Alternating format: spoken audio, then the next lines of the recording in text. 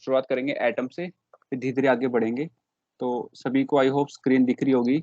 Atom का आपको पता है कि स्मॉलेस्ट पार्टिकल, अगर हम जनरल इजी वे में बोलें, अगर इजी वे में इसको समझने की कोशिश करें तो हम क्या कह सकते हैं सिंपलेस्ट फॉर्म में कि the smallest particle the smallest particle by which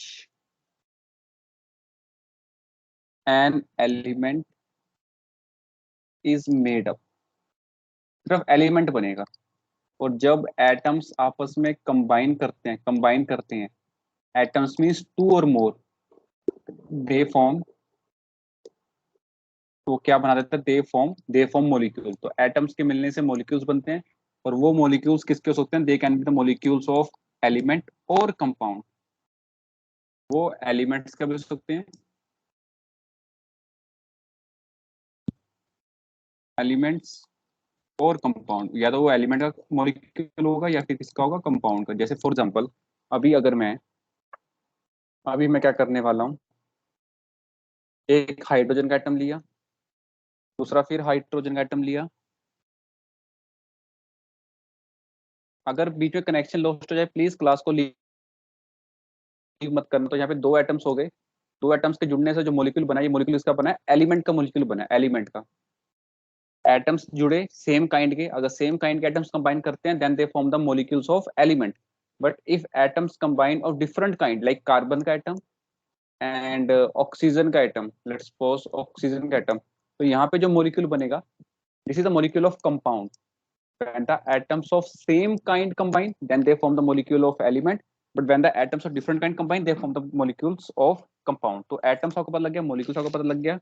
atoms के बारे में हम एक चीज और बोलते हैं कि atoms का इंडिपेंडेंट एग्जिस्टेंस हो भी सकता है, नहीं भी, मतलब ये इंडिपेंडेंट इंडिपेंडेंट जो है इनका एग्जिस्टेंस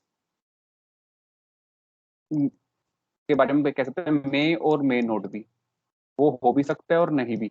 पर जो मॉलिक्यूल होता है उसका हमेशा इंडिपेंडेंट एग्जिस्टेंस होता है। मॉलिक्यूल एग्जिस्ट करते हैं इंडिपेंडेंट, एटम छोटे होने की वजह से दे कैन एग्जिस्ट और they can not be exist. मतलब उनके बारे में आप मे और मे नॉट बी की टर्म्स में कहोगे कि atoms can be exist independent, और मे नॉट बी, मतलब वो फिक्स नहीं है कि वो एग्जिस्ट करेंगे करेंगे, ये श्योर नहीं है उनके बारे में। तो एटम्स का independent existence is not sure, but molecule का रहेगा। ठीक है, आगे करते हैं, एटॉमिक मास और मोलर मास की बात करते हैं। तो जब भी हम एटॉमिक मास लेते हैं या मोलर मास लेते हैं उससे पहले एक वर्ड आता है, अच्छा एक वर्ड और आता है इन दोनों में। आपके सामने दो एग्जांपल हैं, एग्जांपल ए, एग्जांपल बी। आप सारे बच्चे मुझे कमेंट में आंसर देना, ए और बी में, सभी बच्चे देना कमेंट में, स्पीकर ऑन करके मत देना, कमेंट में देना आप सभी कि out of A and B which is which is homo atomic molecule, homo atomic molecule out of option A and option B, या बोथ। आपके पास ऑप्शन ए भी है, बी भी है, बोथ भी है, नन ऑफ दीज भी, चार ऑप्शन आपके पास है। किस ऑप्शन को आप चूज करोगे विच इज होमोटोमिक? तो बड़ा आसान है, होमोटोमिक यस, आपका सबका सही आंसर है। Homo means when the atoms of same kind combine, that is homoatomic. But अगर मैं यहीं पे होमो की बजाय ये बोलता कि विच इज हिट्रो हिट्रोएटॉमिक, अगर मैं यहाँ पे हिट्रोटोमिक लिख देता तब आपका ऑप्शन क्या आ जाता, ए बी बोथ या नन ऑफ दीज। तब आप बोलते हेट्रो मींस डिफरेंट काइंड, तो आपका आंसर बी हो जाता, तब आपका आंसर क्या होता, B. When the atoms of different kind combine, then they form heteroatomic, that it is heteroatomic.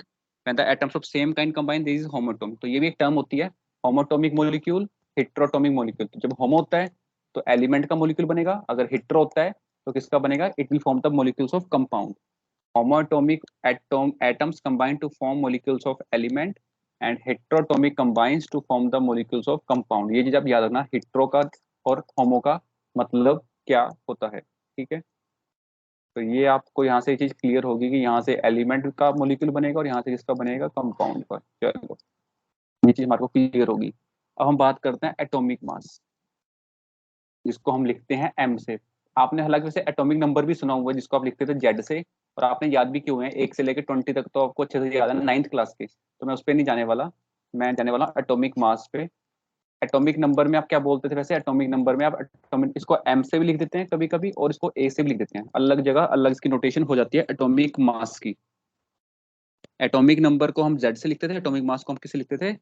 Atomic mass को एम से या फिर जेड से, ठीक है। तो आपको एटॉमिक नंबर के बारे में पता है कि द नंबर ऑफ इलेक्ट्रॉन्स और protons present in an neutral atom, किसी न्यूट्रल एटम में, न्यूट्रल एटम में जितने इलेक्ट्रॉन या जितने प्रोटॉन्स होते हैं उसको बोलते हैं एटॉमिक नंबर। और मास होता था प्रोटॉन्स प्लस न्यूट्रॉन्स, किसी भी एटम में प्रोटॉन्स प्लस न्यूट्रॉन्स कर दो उसका एटॉमिक मास होता था। लेकिन हमने इसको समझना है कंपैरिजन में। आपको पता होगा, जब भी हम किसी भी एटम का एटॉमिक मास निकालते हैं तो उसको हम रिलेट करते हैं, रिलेट, रिलेटिव, रिलेटिव करते हैं, मतलब रिलेट करते हैं। तो आपको पता है वो कौन सा एलिमेंट है जिसके साथ किसी भी एटम का एटॉमिक मास रिलेट करके फाइंड होता है? अगर आपको किसी का एटॉमिक मास फाइंड करना है तो आप एक ऐसा एलिमेंट है जिसके साथ उसको रिलेट करते हो, रिलेट मतलब उसका तो कंपेयर करते हो, कंपेयर, बिना उसके कार्बन। कंपैरिजन के। कार्बन। कार्बन, यस, यस, बिल्कुल सही। क्वेश्चन आता है कार्बन ही क्यों चूज किया गया? जैसे आप मान के चलो, आपके पास, आपने कोई वेट मेजर करना है तो आप क्या करते हो? मान के चलो एक दुकानदार है ना, उसके तराजू में ना एक तरफ वेट होगा, एक तरफ हमारा सामान होगा।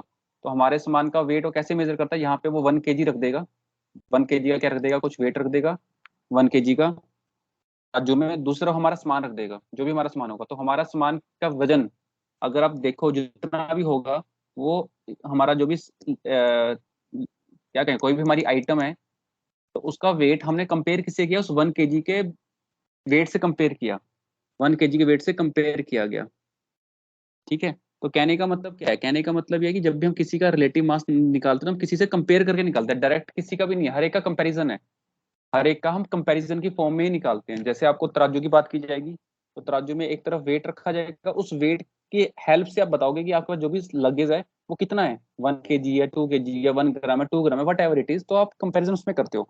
तो क्वेश्चन आता है हमने कार्बन को ही क्यों लिया? कार्बन को इसलिए लिया क्योंकि कार्बन की एक तो अबंडेंस बहुत है, कार्बन हर जगह अवेलेबल है, इसलिए कार्बन को पिक किया गया है, ताकि हम कार्बन से कंपेयर करें कि अगर कार्बन का वेट 12 होता है तो उस 12 के बराबर दूसरे का हम कितना यूज करें। ऐसा नहीं, कार्बन का जैसे कार्बन का 12 होता है तो हाइड्रोजन का जो 1 है ना, 1 वो उसके 12 के इक्वल है, हाइड्रोजन का 1 ही काफी है उसके 12 के लिए। तो हाइड्रोजन का मास कितना हो गया? 1 हो गया एटॉमिक मास। इस तरह कार्बन के 12 से कंपेयर करने के लिए ऑक्सीजन का कितना चाहिए हमें? 16। तो ऑक्सीजन का 16 एटॉमिक मास 16 होगा। तो मतलब किसी भी एटम का जो एटॉमिक मास है, कार्बन 12 से इसलिए लिया गया कंपैरिजन करने के लिए क्योंकि कार्बन 12 हर जगह अवेलेबल है, उसकी जो अवेलेबिलिटी है वो हर जगह है।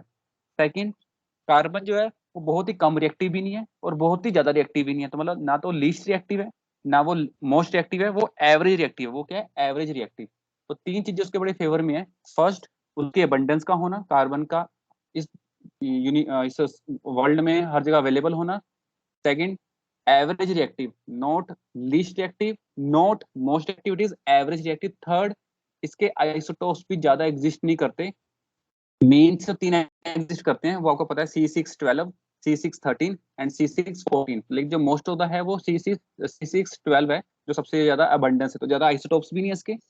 ऐसे C611 भी होता है लेकिन वो कम अमाउंट में मिलता है। तो मेन C612 है, तो उसके ज्यादा आइसोटोप्स भी नहीं है, एवरेज रिएक्टिव भी है, और हर जगह अवेलेबल भी, means it has very high abundance occurrence in the earth. इस करके इसको क्या माना गया? रिलेटिव के लिए कंपैरिजन करने के लिए इसको पिक कर लिया गया। तो किसी भी एटम का मास जब भी हम कंपेयर करेंगे कार्बन 12 से कंपेयर करेंगे, तो डेफिनेशन क्या बनती है एटॉमिक मास? कि atomic mass of an atom is equal to the relative of C12, कि जितना C12 का मास होता है उससे रिलेट करने में जितना मास निकल कर आएगा वो उस एटम का एटॉमिक मास होगा। मान लो ये एटम है लेड, ये लेड का बना हुआ है, लेड, ठीक है। अब लेड का एटॉमिक मास, लेड का नंबर आई गेस पता नहीं मुझे कितना है, वैसे अराउंड 120 होगा। तो हम क्या कह सकते हैं कि अगर ये कार्बन है तो कार्बन का मास अगर 12 है, तो हम लेड का कितना कंपैरिजन करने के लिए ले रहे हैं? That is 120। तो उसका जो 120 होगा that will be its atomic mass, means mass of an atom which is related to the mass of C612, कि जो C612 का मास होता है उससे रेट करने में किसी एटम का जो मास आएगा वो क्या कहलाता है? उसका एटॉमिक मास, ठीक है, वो क्या कहलाता है? उसका एटॉमिक मास। और एटॉमिक मास को निकालते समय हम एक उसकी यूनिट निकालते हैं, यूनिट जिसको बोलते हैं AMU। AMU का मतलब किसी भी एटम के एक मास का, एक यूनिट की value, atomic mass unit means mass of single atom या सिंगल यूनिट, उसको बोलते हैं एएमयू। तो जब हम एएमयू निकालते थे तो वो होता था एक एटम के मास का, तो उसको निकालने के लिए हम कार्बन को यूज करते थे, कार्बन को। अब उसको बिल्कुल सिंपल वे में बताता हूँ कि पहले एटॉमिक मास हुआ हमारा। एटॉमिक मास का मतलब क्या होगा? Mass of mass of an atom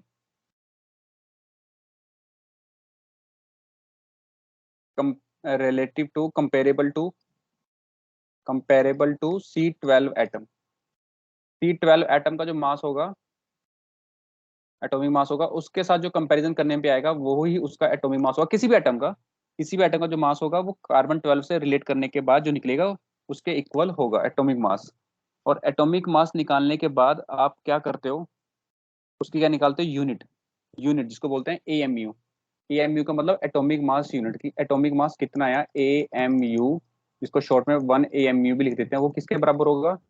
mass of an atom, जिसका आपने एएमयू निकालना है ना उसका मास ऊपर, मास ऑफ एन एटम जिसका भी आप एएमयू निकाल रहे हो उसका एटॉमिक मास ऊपर, और नीचे कितना आएगा? Mass of carbon, carbon atom. और वो करेंगे उसका कितना करेंगे? 1/12 करेंगे, 1/12 करेंगे कार्बन के एक एटम का मास। मतलब अगर आपको सिंपल वे में समझना हो तो सिंपल वे में आप क्या कह सकते हो कि AMU ऑलवेज इक्वल टू, इसको जब सोल्व करते हैं तो ये 1 बाय एवोगैड्रो नंबर आता है, एवोगैड्रो नंबर आता है। मीन्स अगर आपको किसी भी एटम का एएमयू निकालना है, क्या निकालना है? एएमयू निकालना है, एटॉमिक मास यूनिट किसी की भी निकालनी है, तो उसको डिवाइड कर दो एवोगैड्रो से। एवोगैड्रो मतलब 6.022 10 की पावर 23 से डिवाइड कर दो, वन एटॉमिक मास यूनिट की वैल्यू आ जाती है किसी के लिए भी, ठीक है। और इसको जब आप सोल्व करते हो तो कितना आता है? 1.67 इंटू 10 की पावर -34 kg, ठीक है। तो ये हमने किसकी निकाली है? For hydrogen, for hydrogen. But अगर हमें किसी और की निकालनी है, ये तो हाइड्रोजन के लिए हो गया था, दिस इज फॉर हाइड्रोजन। अगर आपको किसी और की फाइंड करनी है तो आप क्या करोगे? वन एटॉमिक मास यूनिट जिसका भी निकालना है, मान लो अगर आपको ऑक्सीजन का निकालना है तो नीचे तो एवोगाड्रो नंबर रहेगा, ऑक्सीजन के ऊपर 16 हो जाएगा, फॉर ऑक्सीजन, फॉर ऑक्सीजन, ठीक है। तो बेसिकली एटॉमिक मास यूनिट का आप एक वैल्यू याद रख लो कि एटॉमिक मास यूनिट जनरली अगर हाइड्रोजन के लिए पूछे तो कितनी आ रही है? 1 अपॉन में एवोगैड्रो नंबर, 1 अपॉन में एवोगैड्रो नंबर, एवोगैड्रो नंबर। और जब आप हाइड्रोजन के लिए इसको सोल्व करते हो फॉर हाइड्रोजन तो इसका आंसर आता है 1.67 10 की पावर -24 का। ऑक्सीजन के लिए निकालना है तो 16 अपॉन में एवोगैड्रो करने से अच्छा क्या है, आप 16 को इससे मल्टीप्लाई कर दो, 16 को ही इसी से मल्टीप्लाई कर दो, आपका किसका आ जाएगा? एएमयू। आपका एएमयू आ जाएगा फॉर ऑक्सीजन। अगर अगर आपको ऑक्सीजन का नहीं निकालना, आपको किसका निकालना है? 1 AMU फॉर नाइट्रोजन, कि मैं तो नाइट्रोजन निकालना, तो आप कुछ नहीं करने वाले, आपको 1/एवोगाड्रो की वैल्यू पता लग चुकी है 1.67 10 की पावर -24। नाइट्रोजन के लिए आप 14 से मल्टीप्लाई कर दो कि आपका आंसर आ जाएगा। तो वेरी इजी, आई होप आप सभी इस चीज को कर सकते हो। हाइड्रोजन का आपको वैल्यू पता लगी 1.67 10 की पावर -24, और अगर ऑक्सीजन के लिए निकालनी है तो आपने क्या किया? 16 अपॉन में एवोगाड्रो किया, तो 16 इंटू 1.67 10 की पावर -24। अगर नाइट्रोजन के लिए निकालना है, ऑक्सीजन निकाल रहे हैं, अगर नाइट्रोजन निकालना है तो आप क्या करोगे? 1.67 इंटू 10 की पावर -24 को 14 से मल्टीप्लाई करोगे। ऑक्सीजन का मास 16 था तो 16 से मल्टीप्लाई कर रहे हैं। अगर नाइट्रोजन का निकालना है, एएमयू फॉर नाइट्रोजन, तो आप क्या करोगे? 14 अपॉन में Na, और वो बन जाएगा 14 इंटू 1.6 इंटू 10 की पावर -24। तो ये एटॉमिक मास यूनिट आपका इजिली निकल जाता है। पहले एटॉमिक मास यूनिट निकलती थी, अब उसको हम रिप्लेस कर चुके हैं। अब एएमयू को हम रिप्लेस किससे करते हैं? यू से। यू मतलब यूनिफाइड। तो अभी एएमयू नहीं लिखते, अब अकेला यू लिख देते हैं, एएमयू की जगह क्या लिख देते हैं? यू। You means unified. और अगर अकेला एटॉमिक मास निकालना है, अगर आप एएमयू निकाल रहे हो तो यू लिख दो। अगर आप एटॉमिक मास निकालना चाहते हो, एटॉमिक मास, तो आप क्या लिख देते हो उसको? एटॉमिक मास को ग्राम पर मोल। कैसे? कैसे? क्योंकि कहाँ से है ये यूनिट? क्योंकि यहीं से कंसेप्ट आता है मोल। मोल का मतलब क्या होता है? गिवन मास अपॉन में atomic mass, given mass upon में एटॉमिक मास। अब गिवन मास किस में होता है? आपको पता है गिवन मास होता है ग्राम में। तो अगर आपको एटॉमिक मास निकालना हो तो एटॉमिक मास का फॉर्मूला क्या आएगा? एटॉमिक मास का फॉर्मूला आपका आएगा गिवन मास, एटॉमिक मास का फॉर्मूला है गिवन मास अपॉन में मोल। तो गिवन मास होता है ग्राम में, मोल होते हैं मोल में। तो एटॉमिक मास की यूनिट क्या होगी, ग्राम पर मोल। तो एटॉमिक मास हो गया ग्राम पर मोल। तो एटॉमिक मास यूनिट को यू से कर दिया रिप्लेस, अब यूनिफाइड कर, मतलब ये 1961 से शुरू हो गया है। 1961 से पहले यू जैसा कुछ नहीं होता था।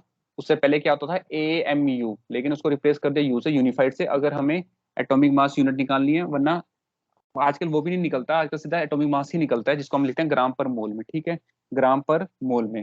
अब एटॉमिक मास आपको पता है, जब एटम्स मिलकर मॉलिक्यूल बनते हैं, जब एटम्स मिलकर मॉलिक्यूल बनते हैं, चाहे होमोटॉमिक मॉलिक्यूल बने चाहे हेट्रोटॉमिक मॉलिक्यूल बने, तो जब भी मॉलिक्यूल बनता है तो उसका जो मास निकलता है उसको बोलते हैं मॉलिक्यूलर मास।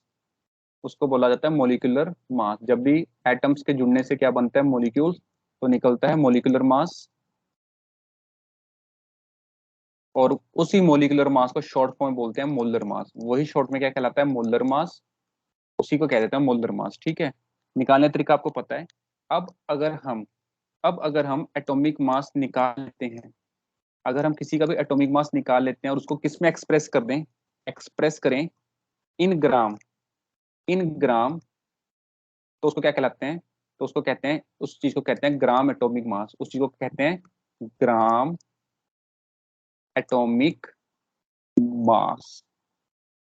जब किसी भी एटम का मास को ग्राम में एक्सप्रेस करेंगे उसको बोलेंगे ग्राम एटॉमिक मास। और अगर मॉलिक्यूल के मास को ग्राम में एक्सप्रेस करेंगे, मॉलिक्यूल को, तो हो जाएगा वो ग्राम मॉलिक्यूलर मास। मतलब अगर आपको मैं बोलता हूँ कि मॉलिक्यूलर मास या मोलर मास, मॉलिक्यूलर मास को शॉर्ट फॉर्म क्या बोलते हैं, molar mass express in gram is called, तो उसको क्या कहते हैं, उसको कहते हैं ग्राम molar mass. Is called gram molecular mass. उसको कहते हैं ग्राम मोलिकुलर मास। अब इसको यूज कैसे करना है, उसको यूज कैसे करना है वो मैं आपको सिखा देता हूँ। अब जैसे फॉर एग्जांपल सबसे पहले हम सबसे पहले अगर मैं आपसे एक बेसिक सा पूछ लेता हूँ कि आप यूनिफाइड, यूनिफाइड मतलब यू की फॉर्म में निकालना molar mass of, molar mass of, question दे रहा हूँ बेसिक प्रैक्टिस के लिए कि फाइंड, क्वेश्चन दे रहा हूँ, आंसर कमेंट सेक्शन में देना, find molar mass of sucrose. Sucrose का फॉर्मूला आपको पता है, C12H22O11। And find this in atomic mass unit scale, in in unit scale, in unit scale. तो आप प्लीज अपना आंसर कमेंट सेक्शन पोस्ट करना सारे बच्चे। जैसे आप मोलर मास निकालना सीखे हो 9th क्लास में, बिल्कुल वही करना है, वही करना है। You can give your answer easily just right now. आप बहुत जल्दी अपना आंसर दे सकते हो, सभी बच्चे शाबाश। सभी बच्चे आंसर दें अपना कमेंट सेक्शन में, लेकिन आप सभी अपना आंसर कमेंट सेक्शन में जरूर दें।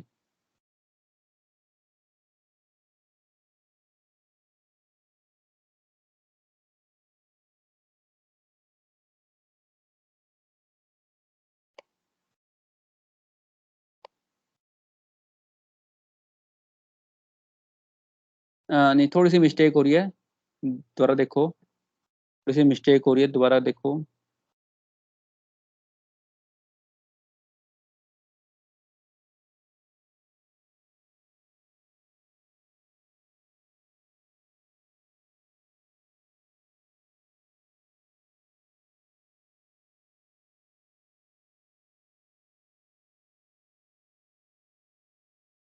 इसका जो आपका आंसर आएगा ना, दैट विल बी थ्री। थोड़ी सी मिस्टेक हो रही है Prabhjot and Joban, just check your mistake and then tell me your answer. Take your time, then give your answer. What is your answer, what is the answer of molecular mass of sucrose in unit scale. ये भी mistake है थोड़ी सी, C12H22। ओहो ओहो, sorry sorry, मेरे से mistake हुई यार, लेट मी करेक्ट इट। ठीक है ठीक है, आपका आंसर सही होगा। C12H22 था, सॉरी सॉरी, C12H22O11। तभी आपका आंसर थोड़ा सा मिस्टेक कर रहा है, कोई बात नहीं कोई बात नहीं, आपका सबका आंसर आ रहा होगा। आपका आंसर आ रहा होगा मोलिकुलर मास, मोलिकुलर मास कितना आ रहा है, दैट इज 342 यूनिट। ये इसका आंसर है, सॉरी सॉरी, थोड़ी सी मेरे से करेक्शन होनी थी। 342 यूनिट इसका आंसर है। ठीक है, अब देखो जरा ध्यान से, ग्राम एटॉमिक मास कैसे करना है, लिखो जरा। Gram atomic mass means when atomic mass is express in gram, तो 1 ग्राम एटॉमिक मास किसके बराबर होता है? जो भी उस एटम का एटॉमिक मास है उसके बराबर होता है 1 ग्राम एटॉमिक मास। मींस अगर हमें 1 ग्राम एटॉमिक मास निकालना हो कार्बन का, कार्बन का लेता है मैं ले लेता हूँ कैल्शियम का, चलो मैं कैल्शियम का लेता हूँ, तो उसका एटॉमिक मास कितना है? 40, तो मैं 40 लिखूंगा, 40 ग्राम। ठीक है। ऐसे ही अगर मुझे 1 ग्राम, ग्राम एटॉमिक मास का मतलब when atomic mass express in gram, किसका निकालना है? लेट्स सपोज मुझे निकालना है सोडियम का, तो मैं कितना लिखूंगा? उसका एटॉमिक मास लिख दूंगा, दैट इज 23। तो आपको पता लग गया कि ग्राम एटॉमिक मास का मतलब होता है when the atomic mass is express in gram, तो वो एटॉमिक मास किसके बराबर होता है? 1 ग्राम एटॉमिक मास के इक्वल होता है। ये चीज आप याद रखना, ठीक है। 1 ग्राम एटॉमिक मास जो भी होता है किसी का भी, वो किसके इक्वल होता है? वो इक्वल होता है उसके एटॉमिक मास के इक्वल होता है। अगर मोलिकुलर निकाल रहे हो, अगर मोलिकुलर निकालना है तो 1 ग्राम मोलिकुलर मास किसका होगा?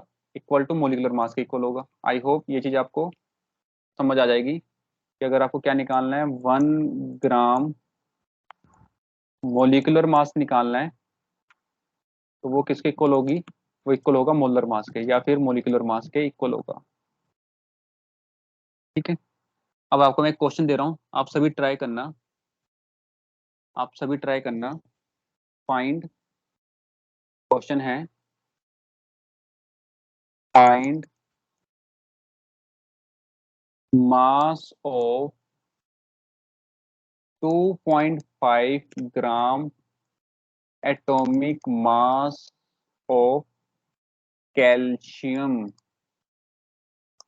कैल्शियम, यहां से आपको हिंट मिल जाएगा, यहाँ पे मैंने लिखा है कि यूनिटरी मेथड लगाओ कि अगर 1 gram atomic mass of calcium किसके बराबर है? 40 के, तो 2.5 ग्राम एटॉमिक मास किसके इक्वल होगा? आप बता सकते हो सारे बच्चे, ट्राई करना। क्वेश्चन में रिपीट कर रहा हूँ, आपको क्वेश्चन दिया मैंने। पहले तो क्या निकाला आपने? 1 ग्राम मोलिकुलर मास निकाला, मोलर मास के इक्वल होता है। अब आपको क्वेश्चन क्या दिया है मैंने? Find the mass of 2.5 gram atomic mass of 2.5 gram atomic mass of calcium. तो 1 ग्राम किसके इक्वल होता है? 1 gram atomic mass equal to 40, तो 2.5 किसके इक्वल होगा? यूनिटरी मेथड लगाया और आपका आंसर आ 100। जाएगा। Yes, 100 sir. Yes exactly. Easy है, कोई मुश्किल नहीं। अब उसका रिवर्स लेते हैं, अब रिवर्स ले लेते हैं। सबका आंसर 100 आ रहा होगा, कोई मुश्किल नहीं है। अब आपने एटॉमिक मास को ग्राम में एक्सप्रेस कर दिया, अब आपने निकालना है find find gram atomic mass of gram atomic mass of 12.8 gram of oxygen. अगर आपके पास 12.8 ग्राम का जो एटॉमिक मास है वो आपको पता है, जिसका एटॉमिक मास होता है ऑक्सीजन का वो कितना है? 16। वैसे पता है आपको, तो मैं कहना भी दूंगा, आप तब भी कर लोगे। अब आपको ग्राम एटॉमिक मास निकालना है, अब आपको उल्टा चलना है। अब आपको उल्टा चलना है। यस, ट्राई करें और आंसर बताएं। सभी बच्चे जरूर अपना आंसर बोल के या लिख कर जो बताए। इसका आंसर 100 है, कोई बात नहीं, जल्दी जल्दी में टाइपिंग में मिस्टेक होगी, आपने 100 लिखा होगा, 109 ही लिखा होगा, मैं मान गया। बाकी बच्चे ट्राई करें, सभी बच्चे अपना आंसर बोलकर या लिखकर जरूर एक्सप्रेस करें। सभी बच्चे, आप जितने भी क्लास में प्रेजेंट हो, आप सभी अपना आंसर जरूर पोस्ट करें, यू ऑल। अब आप इसमें करो कैसे? अब आप करोगे कैसे? आप बोलोगे कि 16 gram of oxygen having gram atomic मास, 16 अगर होती तो उसका होता आंसर 1 ग्राम, वन वन होता, वन। बट अभी आपको 16 ग्राम नहीं, अभी आपको कितनी दे रखी है? सिर्फ 12.8 gram of oxygen having gram atomic मास। तो आप क्या करोगे? आप करोगे 1 × 12.8 अपॉन में 16, और आपका आंसर आ जाएगा, आपका आंसर आ जाएगा। यस, निकालो जरा जीरो। अपना आंसर। 0.8, यस 0.8 ग्राम एटम्स, 0.8 ग्राम एटम्स। तो आपको ये चीज पर लगेगी कि ग्राम एटॉमिक मास का रिलेशन कैसे काम करता है, ये चीज आपको करनी आ गई। अब आप ध्यान से करना, मैं एक और क्वेश्चन दे रहा हूँ आपको, अब मॉलिक्यूल का दूंगा। नेक्स्ट क्वेश्चन है मॉलिक्यूल से रिलेटेड, मॉलिक्यूल से related. Find gram find the gram find,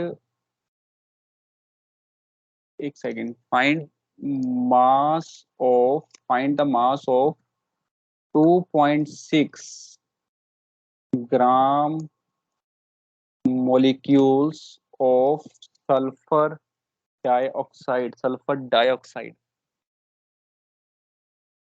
dioxide का आप सभी ने ट्राई करना है। तो आपको पता है, आप पहले ये लिखोगे, अगर बाई चांस ये 1 ग्राम होता, 1 ग्राम मोलिक्यूल ऑफ SO2 हैं, तो किसके इक्वल हैं? सल्फर का होता है 32 प्लस ऑक्सीजन का होता है 16 मल्टीप्लाई 2, तो 32 तो होता है 64, तो होता है 64 ग्राम के इक्वल होता। लेकिन आपको तो 1 ग्राम मोलिक्यूल का, लेकिन आपको कितने का निकालना है? 2.5 का। तो आप यहाँ कितना कर दोगे? 2.5 नहीं, 2.6 ग्राम मोलिक्यूल्स ऑफ SO2। तो आप क्या करने वाले हो? आप करने वाले हो इसको उससे मल्टीप्लाई कर दोगे and you will get your answer, and your answer would be 166.4। 166 ग्राम।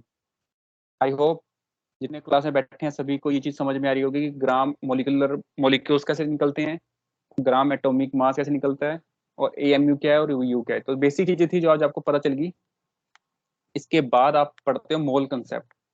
तो मोल कंसेप्ट के अंदर सबसे इंपॉर्टेंट अगर चीज मैं आपसे बोलूं कि मोल कंसेप्ट का मेन शुरुआत कहाँ से होगी? मेन शुरुआत होगी इसकी मास से।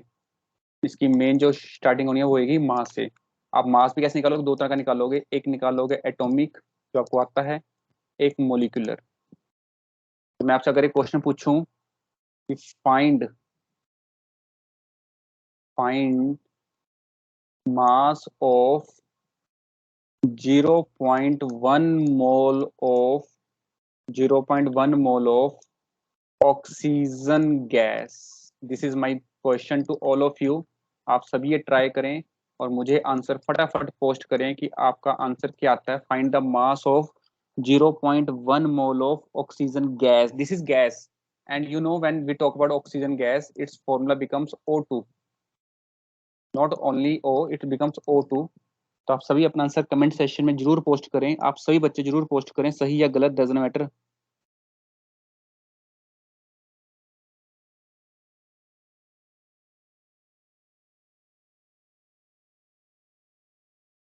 3.2 सर। तो आपने यस बिल्कुल सही, आपने इसका मास निकाला। आपने इसका पहले क्या निकाला? मोलर मास, बिल्कुल से निकाला। मोलिकुलर मास है मोलर मास, वो आपका 32 आ गया, 32 ग्राम पर मोल। फिर आपने बोला कि मोल होता है 0.1 is equal to given mass, जो आपको निकालना है वो निकालना है गिवन मास, या मास निकालना। और मोलर मास कितना है इसका? 32। तो जब आपने इसको इससे मल्टीप्लाई किया तो आपको जो मास निकालना था गिवन मास, वो आपका कितना आ गया? दैट इज 3.2 ग्राम। इसका मतलब हमारे पास ऑक्सीजन 3.2 ग्राम है। मोलर मास होगा 32, गिवन मास निकाले दैट इज 3.2। सबका आंसर बिल्कुल सही आ रहा है, गुड। ऐसे हम गिवन मास निकाल लेते हैं। अब मैं आपको नेक्स्ट क्वेश्चन दे रहा हूँ, आज का लास्ट क्वेश्चन है, सही बच्चे जरूर कोशिश करना। क्वेश्चन है, find the mass of 1 atom of 1 atom of sodium.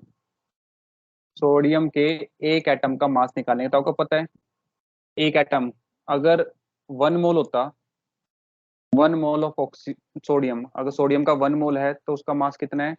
जिसका एटॉमिक मास होगा 23 ग्राम। और 1 मोल में कितने पार्टिकल्स होते हैं ये आपको पता है? 1 मोल में कितने पार्टिकल होते हैं? एवोगेड्रो।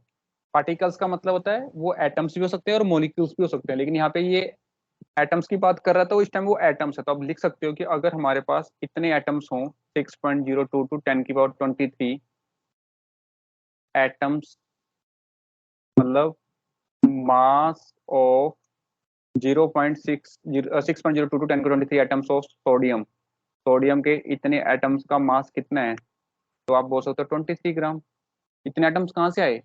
इतने एटम्स आए हैं मोल से, क्योंकि इनका मोल से रिलेशन है। 1 मोल का मतलब 23 ग्राम, 1 मोल का मतलब इतने एटम्स। अगर वो एटम है तो इतने एटम्स, वरना मोलिक्यूल्स। और आपको तो एक का पूछा था, आपसे पूछा गया था मास ऑफ 1 एटम।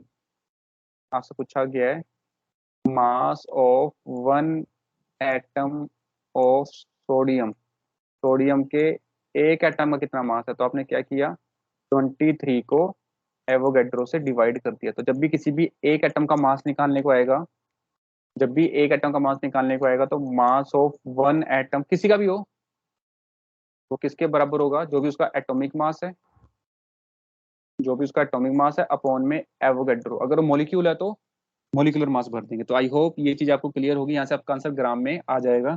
कैलकुलेशन करते कैसे हैं आपको पता, पॉइंट्स हटा के ऊपर जीरो जीरो लगा देना, 10⁻⁻23 हो जाएगा और सोल्व हो गया, आंसर आ जाएगा। नहीं आएगा तो इसको कल कंटिन्यू करेंगे।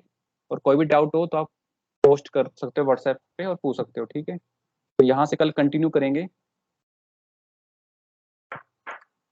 तो आप सभी यहाँ तक प्लीज रिवाइज रखना, एक एटम का मास कैसे निकलता है ये थोड़ा देख कर रखना। और